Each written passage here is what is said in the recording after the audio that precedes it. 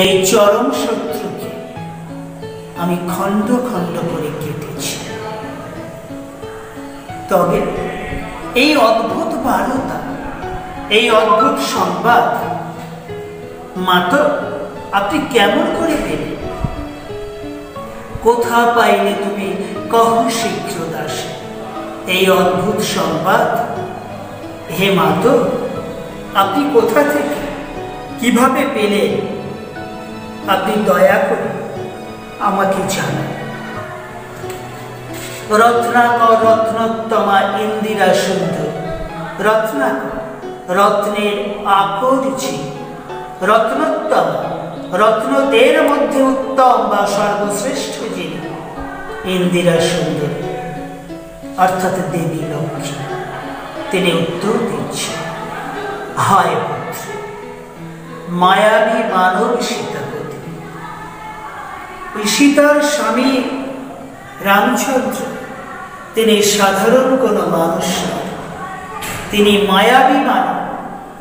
সেই মায়ার ছলনা দৈব আনুকূল্যে তিনি পুনর্জীবন প্রাপ্ত হয়েছে।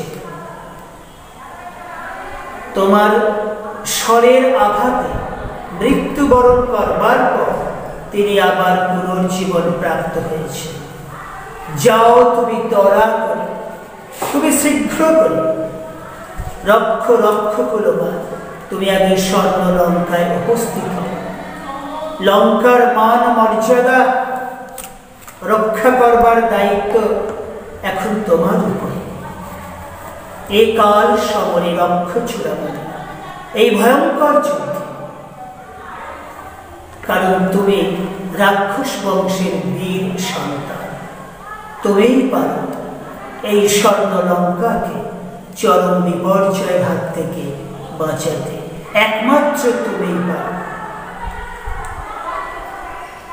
মাতৃভূমির এই চরম দুঃসংবাদ প্রাপ্ত হয়ে বীর পুত্র ইন্দ্রজিৎ নিজেকে সুস্থির রাখতে পারলেন না। এক অস্থির চিত্ত চাঞ্চল্য তাকে গ্রাস করল। তিনি স্বর্ণ লঙ্কায় যাওয়ার জন্য প্রস্তুতি নিচ্ছেন। তার আগে তিনি কি করবেন? ছিড়িলা কুসুম দাম রোষে মহাবলী। নিজের শরীরে তিনি নানান পুষ্পমাল্য পরিধান করেছিলেন। অত্যন্ত ক্রোধে তিনি ক্রোধান্বিত হয়ে সেই পুষ্পমাল্য ছিঁড়ে ফেললেন এবং মাটিতে ছড়িয়ে ছিটিয়ে দিলেন। ফেলাইলা কনক বলয় দূরে, সোনার বলয় যা তার হাতে পড়া ছিল তাও তিনি ছিঁড়ে দূরে ফেলে দিলেন। পদতলে পড়ি শোভিল কুণ্ড কর্ণাভর, কর্ণকুণ্ডল তাকেও তিনি ছিঁড়ে ফেললেন। যেমন করে অশোক বৃক্ষের তলায় অশোক পুষ্প পড়ে সেই অশোক বৃক্ষের তলদেশকে সুন্দর সুন্দর আভায় সুশোভিত করে, তেমন এক অনাবিল সৌন্দর্য পরিলক্ষিত হল। ধিক বলে কহিলা গম্ভীর কুমার। ইন্দ্রজিৎ নিজেকে ধিক্কার দিচ্ছে। স্বর্ণ লঙ্কা যখন চরম বিপর্যয়ে পড়ে আছে, তখন সেই স্বর্ণ লঙ্কার বীর সন্তান হয়ে তিনি কিভাবে দূরে থাকেন, নিরাপদ দূরত্বে অর্থাৎ প্রমোদ কাননে থাকতে পারে। মাতৃভূমি যখন শত্রু দ্বারা আক্রান্ত, শত্রু দ্বারা পরিবেষ্টিত, মাতৃভূমির সন্তান কিভাবে দূরে থাকে? ইন্দ্রজিৎ নিজেকে এখানে অপরাধী মনে করছে। তিনি বলছে, হাধিক মরে বৈরী দল বেড়ে স্বর্ণ লঙ্কা, হেথা আমি বামা দল মাঝে। শত্রুরা স্বর্ণ লঙ্কাকে পরিবেষ্টিত করে আছে, আর আমি নারীদের মাঝে প্রমোদ বিলাসে মেতে আছি। এটা অত্যন্ত অনুচিত কাজ। এই জন্য তিনি নিজেকেই ধিক্কার দিচ্ছেন। এই কি সাজিয়া আমার দশা ননাত্মজ আমি ইন্দ্রজিৎ। এটা কখনোই আমার উচিত কাজ। আমি দশানা রাবণের পুত্র, আনো রথ তরা করে। তিনি শীঘ্র করে রথ নিয়ে আসতে বললেন। ঘুচাবো এই অপবাদ বধির এই চরম শত্রুকে। রথীদের মধ্যে সর্বশ্রেষ্ঠ রথী যিনি, রথীন্দ্র বীর আভরণ, তিনি রণ সাজে, যুদ্ধের সাজে সজ্জিত হচ্ছে। হৈমবতী সুত যথা নাসিতে তারকে। হৈমবতী সুত দেবী দুর্গার এক নাম হৈমবতী। সুত শব্দের অর্থ পুত্র। হৈমবতী সুত অর্থাৎ দেব সেনাপতি কার্তিক। তিনি তারকাসুরকে বধ করবার জন্য যেমন ভাবে যোদ্ধার সাজে সজ্জিত হয়েছিল, লঙ্কার বীর পুত্র ইন্দ্রজিৎ তেমন রণ সাজে সজ্জিত হচ্ছে। মহাকবি এছাড়া আরো একটা তুলনা আনলেন। কিংবা যথা বৃহন্নলারূপে কিরীট। মহাভারতের বীর সন্তান অর্জুনকে কিরীটি বলা হয়, কারণ দেবরাজ ইন্দ্র তার মস্তকে কিরীট অর্থাৎ মুকুট পরিয়ে দিয়েছিল।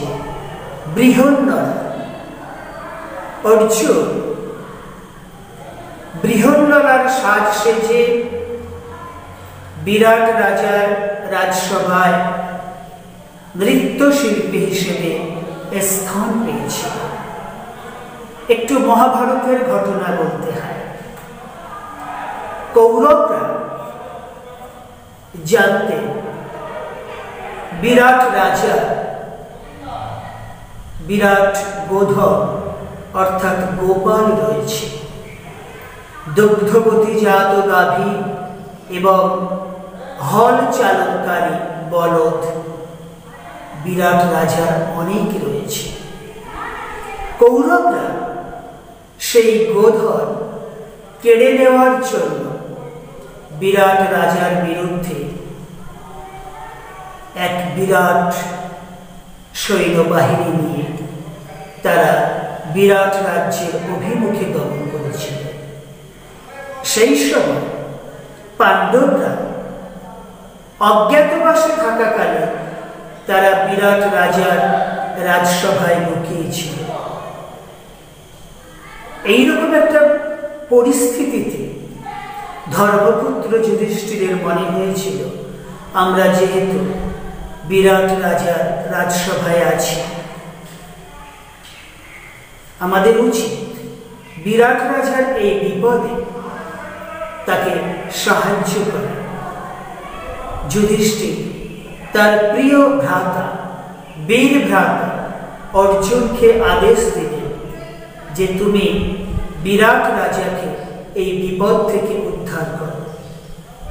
বৃহন্নলারূপী অর্জুন সারথী রূপে এবং বিরাট রাজার পুত্র উত্তর যোদ্ধারূপে তারা রথে চড়ে আসছে। ঠিক এই সময়কালে কৌরব রাজার কৌরবদের বিরাট সৈন্যবাহিনী দেখে বিরাট পুত্র উত্তর অজ্ঞান হয়ে গেল। অর্জুন তখন বৃহন্নলার পরিত্যাগ করে শমী বৃক্ষের তলায় যোদ্ধার সাজে সজ্জিত হচ্ছিলেন কৌরবদের বিরুদ্ধে যুদ্ধ করবার জন্য। মহাকবি মাইকেল মধুসূদন দত্ত সেই উপমাটি খুব সুন্দরভাবে এখানে অভিব্যক্ত করলেন। এবার আমরা দেখব বীর পুত্র ইন্দ্রজিৎ তিনি কিভাবে যোদ্ধার সাজে সজ্জিত হচ্ছে। মেঘবর্ণ রথ এবং সেই রথের চক্রে বিজলির ছটা বিচ্ছুরিত হচ্ছে। ধ্বজ ইন্দ্র চাকরবে, ইন্দ্রধনুর ন্যায় পতাকা তুরঙ্গম বেগে আসে গতি। দ্রুতগামী অশ্বের মতো তিনি রথ উড়িয়ে দিতে চাইলেন। দ্রুতগামী অশ্বের গতিতে তিনি রথ উড়িয়ে নিয়ে লঙ্কার অভিমুখে যাত্রা করতে চাইলেন। রথে চড়ে বীর চূড়ামণি বীর দর্পে নিজের বীরত্বের প্রতি কি সুগভীর আত্মবিশ্বাস। তিনি ভাবছেন শুধু লঙ্কায় পৌঁছানো আর চরম শত্রু রামচন্দ্রের মুখোমুখি হওয়া। রামচন্দ্রকে পরাজিত এবং নিহত করবার সমস্ত শক্তি তার আছে।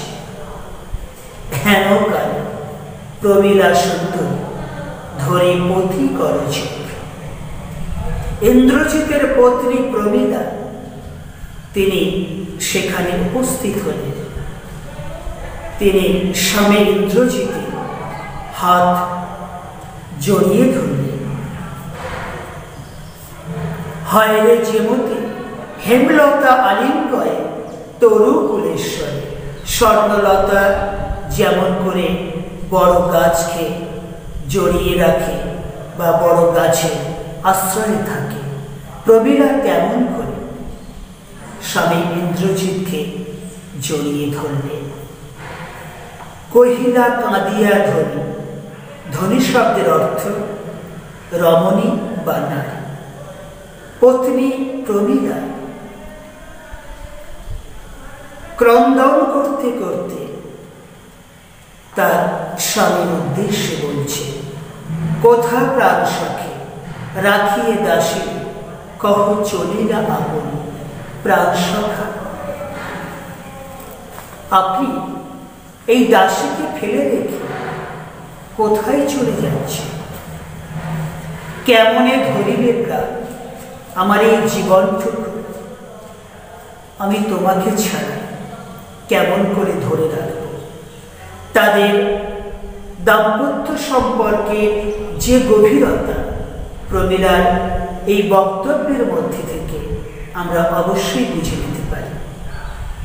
কেমনে ধরিবে প্রাণ তোমারও বিরহে এই অভাগী নারী তোমাকে ছাড়া এই প্রমোদ কারণে একলা কিভাবে তার প্রাণ ধরে রাখতে সমর্থ হবে? হায় নাথ গহন কারণে এই গভীর গহন নির্জন অরণ্যে তোমাকে ছাড়া আমি কেমন করে থাকব? ব্রততি বাঁধিলে সাধে করি পথ। ব্রততি শব্দের অর্থ লতা পাতা। বাঁধিলে সাধে করি পথ। হস্তির পায়ে মত্ত হস্তি যখন গহন অরণ্যে দ্রুত গতিতে ছুটে চলে যায় এক প্রান্ত থেকে অন্য প্রান্তে, তখন ব্রততি অর্থাৎ লতা পাতা তার পাদদেশে জড়িয়ে যায়। যদি তার রঙ্গরসে বর্ণনা দিয়া মাতঙ্গ যায় চলে। হাতি যদি সেই রঙ্গরসে মন্না দিয়ে অর্থাৎ হাতি যদি চলেও যায়, সেই লতা পাতাকে যে তার চরণে আশ্রয় দিয়ে আছে তাকে পরিত্যাগ করে না, তার পদতলে ওভাবে ব্রততি অর্থাৎ লতা পাতা জড়িয়ে থাকে। অর্থাৎ প্রমীলা তার স্বামীর পদতলে এমন করে জড়িয়ে থাকে, এই কথাটা মধুকবি বলতে চাইবে। তবু তারে রাখে পদাশ্রয়ে যুথনাথ। হস্তিদের সম্রাট তাকে বলা হয় যুথনাথ। তার পায়ে আশ্রয় নেওয়া ওই লতা পাতাকে পরিত্যাগ করে না।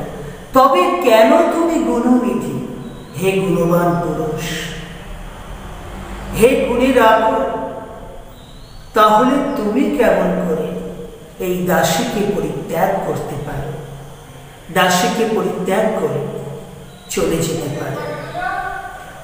ত্যাজ কিঙ্করীরে আজি। কিঙ্করী শব্দের অর্থ দাসী। কথাটা মনে রাখবে। প্রমীলা কিন্তু বারবার নিজেকে দাসী রূপে উপস্থাপিত করছে তার স্বামীর কাছে।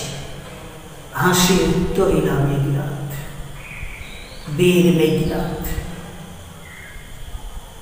তার প্রিয়তমা পত্নীর প্রতি বা প্রিয়তমা পত্নীকে হেসে হেসে উত্তর দিচ্ছে, ইন্দ্রজিতে জিতি তুমি সতী, বেঁধেছ যে দৃঢ় বাঁধে, কে পারে খুলিতে সে বাঁধে। তুমি তোমার স্বামী ইন্দ্রজিৎকে, তোমার ভালোবাসাকে, তোমার প্রেমকে যে গভীর বাঁধনে বেঁধে রেখেছ, সেই বন্ধন ছিন্ন করবার ক্ষমতা কারণে কেউ পারবেও না। তরায় আমি আসিব ফিরিয়া কল্যাণ। কল্যাণী অর্থাৎ কল্যাণ কামী নারী। আমি এখনই আমি তোমার কাছেই ফিরে আসব। আমি ক্ষণিকের জন্য তোমার থেকে বিচ্ছিন্ন হয়ে এক মহৎ কর্মের উদ্দেশ্যে আমি স্বর্গলঙ্কার অভিমুখে গমন করছি।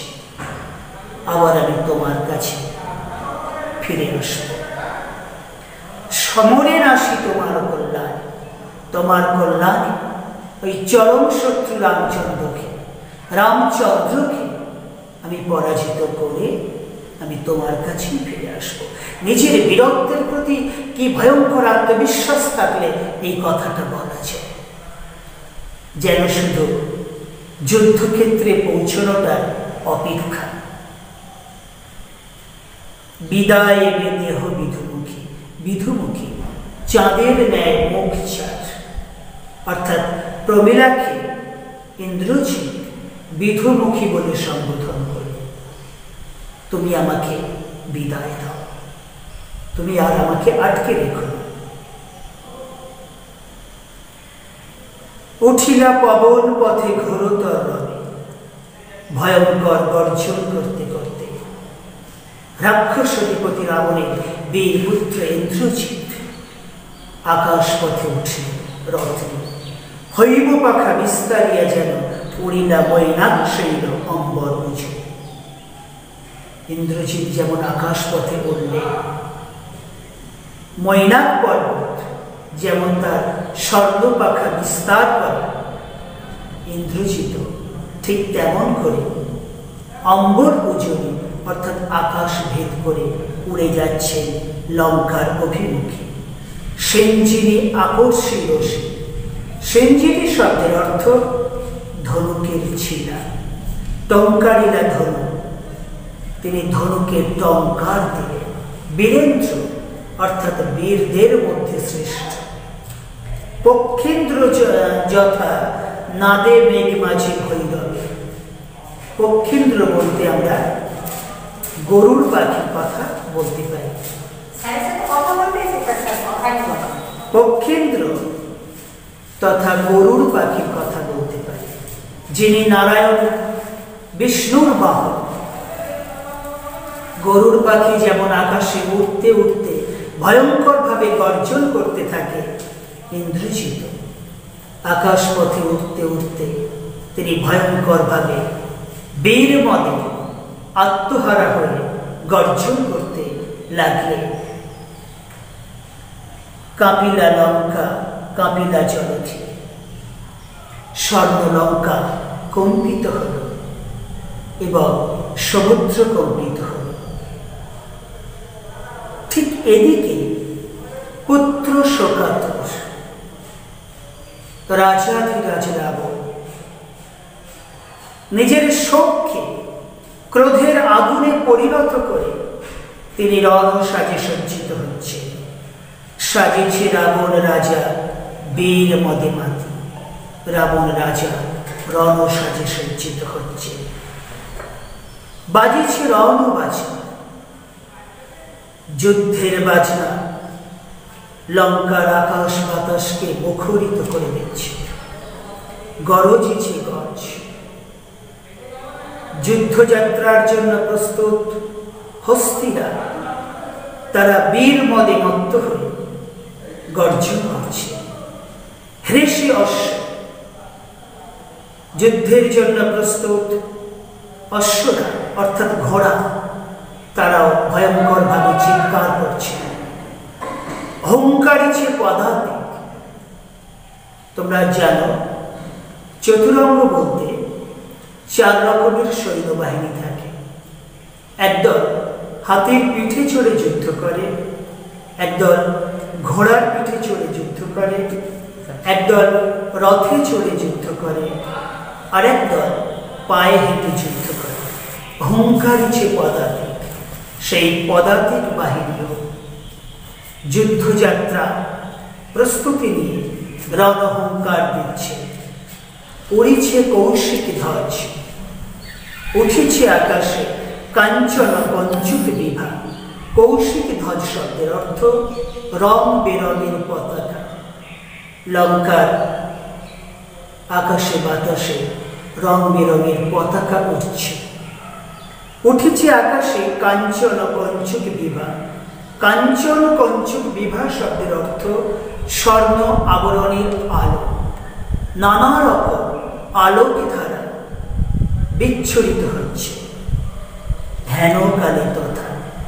ঠিক সেই সময় লঙ্কার বীর পুত্র ইন্দ্রজিৎ দ্রুতগতি উত্তরিলা মেঘনাথ রথে সেখানে উপস্থিত হলে নাদিলা করবুর দল হেরি বীর বরে মহাকর্মে। করবুর দল শব্দের অর্থ রাক্ষস সৈন্য। তাদের বীর, তাদের প্রিয় বীর, বীর শ্রেষ্ঠ ইন্দ্রজিৎকে দেখতে পেয়ে তারা যেমন মহাগর্বে গর্বিত হলেন, তেমনি মহানন্দে আনন্দিত হলেন। ভাবটা এমন, তাদের বীর সন্তান এসে গেছে। কোন শত্রুই তার কাছে যুদ্ধে জিততে পারে না। অবশ্যই ইন্দ্রজিৎ আগে এটা প্রমাণ করেছে। বীর ইন্দ্রজিৎকে পেয়ে করবুর দল অর্থাৎ রাক্ষস সৈন্যরা যেমন মহাগর্বে গর্বিত হল, তেমনি মহানন্দে নন্দিত হল। নমে পুত্র পিতার চরণ, বীর পুত্র ইন্দ্রজিৎ বিনম্র চিত্রে পিতা রাবণকে প্রণাম করলে। তারপর করজোড়ে কহিলা, দুটি হাত জড়ো করে পিতার উদ্দেশ্যে নিবেদন করছে যে কথাগুলি। হে রক্ষকুলপতি, হে রাক্ষসকুল সম্রাট, শুনেছি মরিয়া নাকি বাঁচিয়াছে পুনরাগত। রামচন্দ্র আমার হাতে মৃত্যুবরণ করে আবার নাকি পুনরায় জীবন প্রাপ্ত হয়েছে। রাঘব শব্দের অর্থ রঘুবংশজাত। রাম রঘুবংশজাত সন্তান ছিলেন, তাই তাকে রাঘব বলা হয়েছে। এ মায়াবীত বুঝিতে না পারে, এই যে মরা মানুষ কোন অলৌকিক ক্ষমতায় পুনর্জীবন প্রাপ্ত হতে পারে, এই মায়া বা এই ছলনা আমি এগুলো কিছুই বুঝতে পারছি না। কিন্তু অনুমতি দেহ পিতা, আপনি দয়া করে আমাকে আর একবার ওই রাঘব অর্থাৎ রামচন্দ্রের বিরুদ্ধে যুদ্ধযাত্রার অনুমতি দিন। সমূলে নির্মূল করিব পামরে আছে। পামর শব্দের অর্থ নীচ, নরাধম, দুর্বৃত্ত। শুধু রামচন্দ্রকেই নয়, তার সমস্ত সৈন্যবাহিনী যা রয়েছে সকলকে আমি সমূলে চিরতরে বিনাশ করব। ঘোর সরানল ভয়ঙ্কর তীরের আঘাতে করি ভস্য, ভয়ঙ্কর তীরের আঘাতে হয় তাকে ভস্ম বা ছাই করে দেব, কিংবা বায়ু অস্ত্রে তাকে আমি উড়িয়ে দেব, অথবা আমি তাকে বন্দী করে ধরে নিয়ে এসে আপনার চরণে অর্পণ করব। আপনি পিতৃদেব আমাকে শুধু একটিবার যুদ্ধযাত্রার অনুমতি দিন। পুত্র শোকাকুল রাবণ আর এক পুত্র ইন্দ্রজিৎকে কাছে পেয়ে তার অনেকটাই সান্ত্বনা যেন তিনি খুঁজে বেড়াচ্ছে। আলিঙ্গী কুমারী প্রিয় পুত্র ইন্দ্রজিৎকে তিনি আলিঙ্গন করলেন, চুম্বী শির তার মস্তকে চুম্বন করলেন। মৃদুস্বর পুত্র শোকাকুল একজন মানুষ, তিনি স্বভাবতই খুব জোরে কথা বলতে পারবেন না, তাই তিনি মৃদু কণ্ঠে বলছেন, উত্তর করিলা তবে স্বর্ণ লঙ্কাপতি। ধীরে ধীরে বলছে, রাক্ষস কুল শেখর তুমি বৎস, তুমি রাক্ষস কুল ভরসা, তুমি রাক্ষস বংশের সর্বশ্রেষ্ঠ বীর এবং তুমি রাক্ষস বংশের সর্বশেষ ভরসা। এ কাল সমরে, এ ভয়ঙ্কর যুদ্ধে তোমাকে বারবার পাঠাতে আমার মন চায় না। ভয়ঙ্কর যুদ্ধ অর্থাৎ কাল সমরে কেন বলছেন? এই যুদ্ধে লঙ্কার যত বড় বড় বীরেরা রামচন্দ্রের বিরুদ্ধে যুদ্ধ করবার জন্য গিয়েছে, তারা কেউ জীবন্ত লঙ্কায় ফেরত চায়। তাই মহাধিপতি রাবণ এই যুদ্ধকে ভয়ঙ্কর যুদ্ধ অর্থাৎ কাল সমর বলেছে। তোমাকে বারবার এই যুদ্ধে পাঠাতে আমার মন চায় না।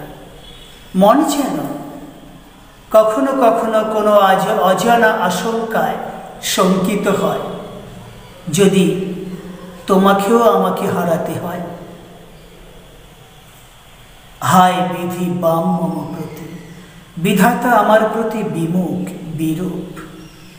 না হলে এত বড় বড় অর্থাৎ চরম বিপর্যয় কেনই বা ঘটবে? পুত্র কে কবে শুনেছে শিলা জলে ভাসে, মরা লোক আবার পুনরায় জীবন ফিরে পায়? কিন্তু এমন তো নানান অলৌকিক ঘটনা ঘটে যাচ্ছে এই সময়কালে। উত্তরিলা বীর দর্পে অসুরারি রিপু, নিজের বীরত্বের প্রতি সুগভীর আত্মবিশ্বাস থেকে অসুরারি রিপু, অসুরদের শত্রু বীর ইন্দ্রজিৎ বলছে, ওই সামান্য মানুষ সে কি করতে পারে আমাদের? কি ছাড় সে নয়, তারে ডরাও আপনি রাজেন্দ্র, আপনি রাজাদের মধ্যে শ্রেষ্ঠ। আপনি ওই সামান্য নরাধম রামচন্দ্রকে ভয় পাচ্ছে? থাকিতে দাস যদি যাও রণে, তুমি এ কলঙ্কপিত ঘুষিবে জগতে। বীর ইন্দ্রজিৎ নিজেকে স্বর্ণলঙ্কার সেবক বা দাস বলছে, অর্থাৎ দেশের প্রতি তার ভালোবাসা কতটা গভীর এটা বুঝে নিতে হবে। বীর পুত্র থাকতে পিতাকে যদি যুদ্ধে যেতে হয়, এই কলঙ্ক, এই অপবাদ সারা পৃথিবীতে ছড়িয়ে পড়বে। তা কখনো লঙ্কার আত্মমর্যাদার পক্ষে সুখকর হবে না, এবং আমি ইন্দ্রজিৎ, আমার পক্ষেও তা সুখকর হবে না। হাসিবে মেঘবাহন, আমার চিরশত্রু দেবরাজ ইন্দ্র। মেঘবাহন বলতে দেবরাজ ইন্দ্রের কথা বলা হয়েছে, এবং তিনি ইন্দ্রজিতের শত্রু ছিলেন। যদি এই কথা তিনি শোনেন যে উপযুক্ত বীরপুত্র থাকতে থাকতে পিতা রাবণকে যুদ্ধযাত্রা করতে হয়েছে, তাহলে তিনি হাসবেন। আমার আরাধ্য দেবতা অগ্নি, তিনি যদি শোনেন আমি আমার কর্তব্য করিনি, তিনিও আমার প্রতি রুষ্ট হবেন। দুইবার আমি হারানো রাখবে, পিতা, আমি দুবার রামচন্দ্রকে যুদ্ধে পরাজিত করেছি, আর একবার পিত দেহ আজ্ঞাময়। পিতৃদেব, আপনি দয়া করে আমাকে আর একবার যুদ্ধযাত্রার অনুমতি দিন। আমি দেখব ওই রামচন্দ্র আমার হাত থেকে কিভাবে পরিত্রাণ পেতে পারে। কহিলা রাক্ষসপতি, রাক্ষস সম্রাট রাজা রাবণ বলছে, কুম্ভকর্ণ বলি ভাই মম, আমার ভ্রাতা কুম্ভকর্ণ অসম্ভব বীর, বড় মাপের একজন বীর। ত্রিভুবন তাকে ভয় পায়, তাই আমি জাগানো অকালে ভয়। এখানে আরো একটা পৌরাণিক ব্যাখ্যা রয়েছে। দেবতা ব্রহ্মার বরে কুম্ভকর্ণ 6 মাস ঘুমিয়ে থাকতেন, একদিন জাগতেন, আবার 6 মাস ঘুমোতেন। লঙ্কা যখন বীর ইন্দ্রজিতের অনুপস্থিতিতে বীর শূন্য হয়ে পড়েছিল, লঙ্কাধিপতি রাবণ সেই কুম্ভকর্ণকে অকালে নিদ্রাভঙ্গ করে যুদ্ধযাত্রায় পাঠিয়েছিলেন, এবং তার পরিণতি তার রাবণের বিপক্ষেই গিয়েছিল। বীর কুম্ভকর্ণ রামচন্দ্রের হাতে মৃত্যুবরণ করেছিল। প্রিয় ভ্রাতা কুম্ভকর্ণের মৃত্যু রাবণ দূরে সরিয়ে দিতে পারেনি, বা সেই ভ্রাতার চলে যাওয়ার দুঃখ ভুলতে পারেননি। এই সময়কালে সেই প্রিয় ভ্রাতা কুম্ভকর্ণকে স্মরণ করলে তিনি বলছেন, হায় দেহ তার দেখো সিন্ধু তীরে ভূপতিত, বিশাল পর্বতের মতো দেহ, অর্থাৎ কুম্ভকর্ণের দেহ সিন্ধু নদীর তীরে পড়ে আছে। গিরিশৃঙ্গ কিংবা তরু যথা বজ্রাঘাতে, ভয়ঙ্কর বজ্রের আঘাতে সুবিশাল বৃক্ষ যেমন মাটিতে ভূপতিত হয়ে যায়, অর্থাৎ পড়ে যায়, আমার ভ্রাতা কুম্ভকর্ণের দেহ তেমন করে পড়ে আছে।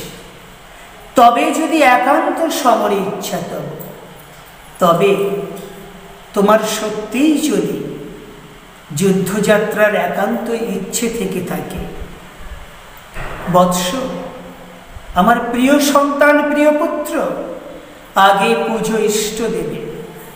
তুমি তোমার আরাধ্য দেবতার পুজো করো, তার কাছে প্রার্থনা করো, আরো আরো শক্তি প্রার্থনা করো, যাতে চরম শত্রু রামচন্দ্রকে তুমি উপযুক্ত শাস্তি এবং শিক্ষা দুটোই দিতে পারো। বীরমণি, তুমি নিকুম্ভিলা যজ্ঞ সাঙ্গ করো। সেনাপতি পদে আমি পরিণত নই, আমি তোমাকে সেনাপতির পদে বরণ করছি, অভিষেক করছি।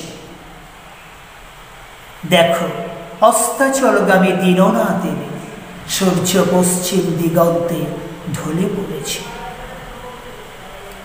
প্রভাতে যুজিও বৎস রাঘবের সাথে, তুমি রামচন্দ্রের সঙ্গে প্রভাতকালে, রামচন্দ্রের বিরুদ্ধে তুমি প্রভাতকালে যুদ্ধযাত্রায় চালে। এতেক কহিয়া রাজা, এই কথা বলে রাজাধিরাজ রাবণ যথাবিধি লয়ে গঙ্গোদক, গঙ্গার পবিত্র পূর্ণ বাড়ি নিয়ে তিনি বীর পুত্র ইন্দ্রজিৎকে স্নান করালেন। তারপর কুমার রাজপুত্র ইন্দ্রজিৎকে অভিষিক্ত করলেন সেনাপতির পদে। অভিষেক কাব্যাংশ বা তোমাদের পাঠ্যাংশ এই পর্যন্ত আলোচনা, এবং তোমরা তো এবারে মাধ্যমিক দেবে, তোমাদের জন্য যে গুরুত্বপূর্ণ প্রশ্নগুলো আমাদের তরফ থেকে রইল আমি সেগুলো বলে দিচ্ছি, তোমরা তোমাদের খাতায় টুকে নিতে পারো। 5 নম্বরের জন্য, জিজ্ঞাসিলা মহাবাহু বিস্ময় মানিয়া, এটা কোডের মধ্যে রাখবে, রেখে দাঁড়িয়ে দেবে, দিয়ে হাইপেন দাও। মহাবাহু কে? প্রসঙ্গ উল্লেখ করে তার বিস্ময়ের কারণ কি আলোচনা করো। 1 + 2 + 2 = 5। পরের প্রশ্ন, রত্নাকর রত্নোত্তমা ইন্দিরা সুন্দরী উত্তরীরা, দাঁড়িয়ে দিয়ে হাইপেন। ইন্দিরা সুন্দরী কে? তার উত্তরটি কি ছিল? উত্তরে মেঘনাদের প্রতিক্রিয়া কি ছিল? পরের প্রশ্ন, অভিষেক কাব্যাংশে নামকরণ সার্থক কিনা আলোচনা করো। পরের প্রশ্ন অর্থাৎ 4 নম্বর, রাবণ ও ইন্দ্রজিতের যুদ্ধসজ্জার পরিচয় দাও। 2.5 + 2.5 = 5। পরের প্রশ্ন, ইন্দ্রজিতের চরিত্র আলোচনা করো। পরের প্রশ্ন অর্থাৎ 6 নম্বর প্রশ্ন, প্রমীলা কে? ইন্দ্রজিতের সাথে তার কথোপকথন নিজের ভাষায় লেখো। 5 নম্বরের। এবার 3 নম্বরের জন্য 1 নম্বর প্রশ্ন, বীর বাঁচে কি ঔষধে? একথা কেন বলা হয়েছে? 3 নম্বর। পরের প্রশ্ন, কাঁপিলা লঙ্কা, কাঁপিলা জলধি, লঙ্কা কেঁপে উঠল কেন? 3 নম্বর। পরের প্রশ্ন, হায় বিধি বাম মম প্রতি, বক্তাকে তিনি এমন কথা কেন বলেছে? পরের প্রশ্ন, প্রভাতে যুজিও, বক্তার এমন কথা বলার কারণ কি? পরের প্রশ্ন, কনক আসন ত্যাজি, কে কেন কনক আসন ত্যাগ করেছিল? পরের প্রশ্ন, ধিক মরে, কে কেন একথা বলেছে? এই পর্যন্ত তোমাদের সকলের জন্য শুভকামনা রইল। আমাদের এই আলোচনা যদি তোমাদের ভালো লাগে, তোমরা নিশ্চয়ই এই চ্যানেলটি সাবস্ক্রাইব করবে। ধন্যবাদ।